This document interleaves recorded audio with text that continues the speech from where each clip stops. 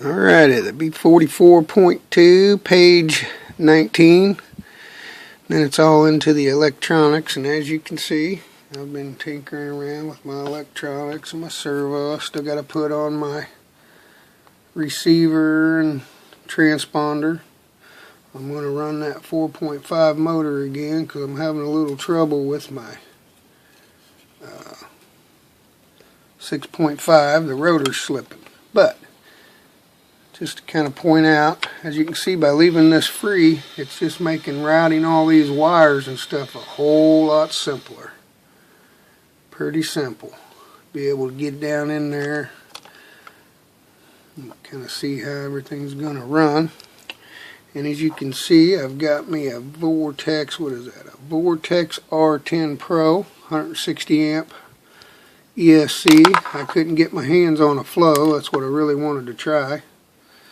But I'm going to try this Orion too. I've been wanting to try it. Some of the fellows at the track are having great luck with them. And just wanted to try them. I can also run this in a short course if I want to. It'll go down to a 2.5 motor. At any rate, got my shocks all done, got my springs on. This one had a lot of grease on it, this spring, so I cleaned it off a little bit better than the other ones, but it had quite a bit of grease on it. So at any rate, just going to pop that on there like so. Take your screws for your eyelets here.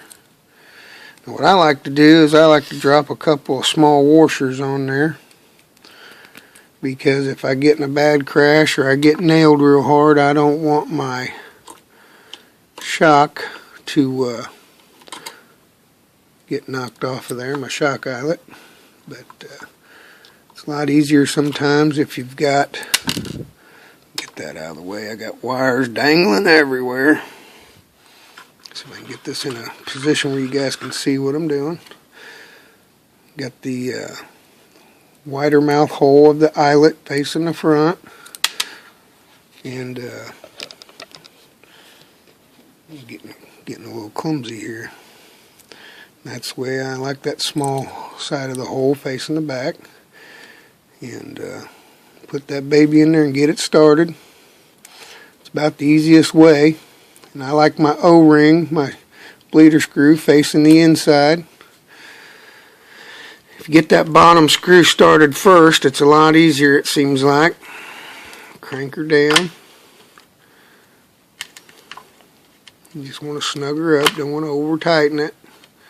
Don't want to mess those threads up, don't want that thing working loose on you all the time.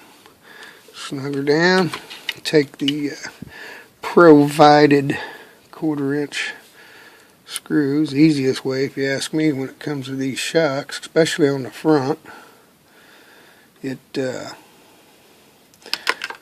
of hard to get one in there. You can get a 1/4 inch wrench on the back pretty simple. You just snug this down. Just get it to where it just bottoms out against the standoff. You want some movement there. You want this to be moving pretty free. If you get this too tight to where there's no freedom of movement there, your suspension can get pinched and locked in. But it's moving pretty free. And I'm going to do the same on the front. Same difference, only with the shorter shock. Do it the exact same way, only it's going to mount to the front. Like so. Get it started on the outside hole. If you put it on the inside hole, you're going to be probably running on a real bumpy dry track. That's the best way to run it there. If you're running any grip at all on the traction, as far as the dirt, you're going to want that outside hole with the middle hole here. And if you run the inner hole or the inner shock holes, you're going to want to run a extra shim, an extra limiter shim inside the shock. But we've already covered that on these shocks. We don't have to worry about that at all. I'm going to do the same thing with this one. Just get her started. It's a lot easier to get it started if you do the lower one first, I think. That way you're just holding the shock in place. Then I like my bleeder screw to the middle again. And we just snug this here down with the provided shock wrench. Nothing to it. And again, we just snug her down, nothing major. Get it to where it bottoms out with the standoff, shock standoff.